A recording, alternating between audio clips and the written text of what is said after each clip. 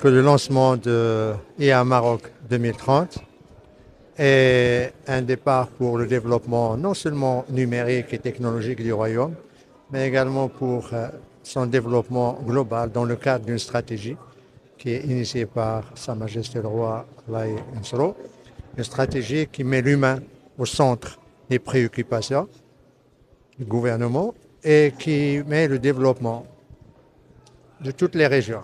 Vous avez bien vu qu'il y a des instituts dans les 12 régions du royaume et cela répond pratiquement au discours de Sa Majesté le Roi il y a quelques mois qui appelle à ce que le Maroc soit au même niveau, que ce soit le sud, l'est ou l'ouest. Et l'intelligence artificielle est un instrument de développement qui ne doit pas faire peur ni aux uns ni aux autres, surtout quand il est appliqué d'une manière inclusive, d'une manière éthique, d'une manière qui vise le développement durable.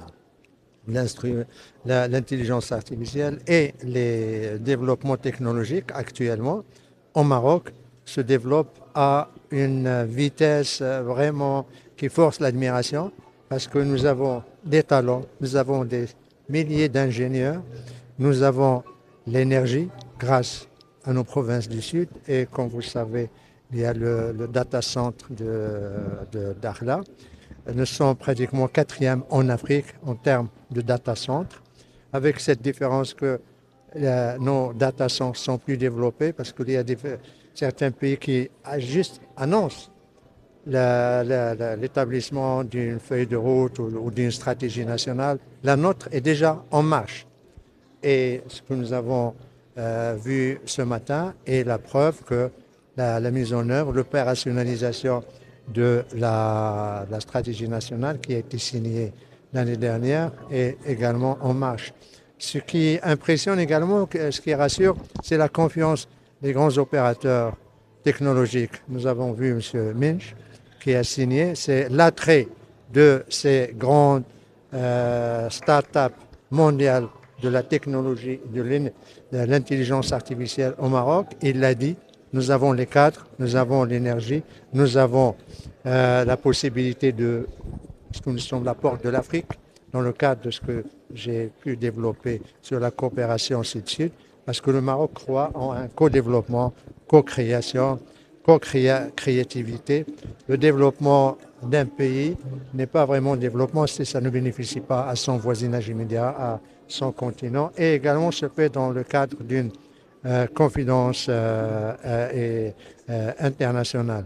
Je conclurai en disant que le développement des pays, la prospérité à l'avenir se basera sur le savoir-faire de l'intelligence artificielle et de la capacité d'un pays à intégrer cette intelligence artificielle de manière appropriée dans toute sa stratégie, que ce soit la santé, que ce soit l'éducation, que ce soit l'administration, que ce soit la sécurité, que ce soit la projection, parce qu'il permet à un pays de gagner un temps fou au lieu de s'attarder à faire des recherches.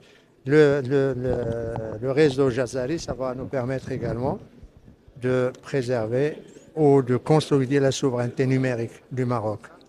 Parce que nos données, jusqu'à maintenant, on les plaçait à l'extérieur. Parce que nous n'avons pas de data center pour les assurer. Maintenant, nous allons avoir nos serveurs, nous allons avoir nos data centers qui vont protéger notre souveraineté numérique, qui vont protéger les informations sur nous, sur nos stratégies de développement, de coopération, de diplomatie et tout.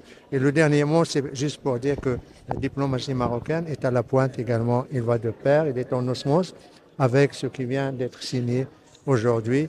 Nous allons tout faire pour que nos ambassades, notre diplomatie soient le miroir de ce qui se développe ici au Maroc, parce que le rôle de la diplomatie est d'être pratiquement, je répéterai le mot mémoire, du développement, de la prospérité et surtout des progrès technologiques du royaume pour le bien de chaque citoyen.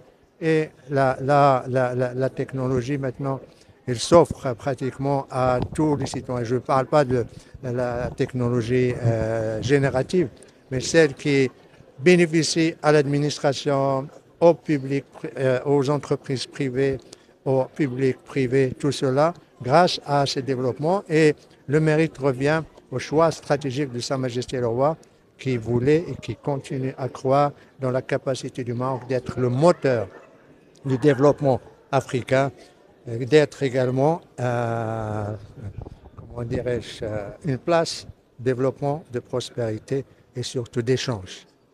Voilà.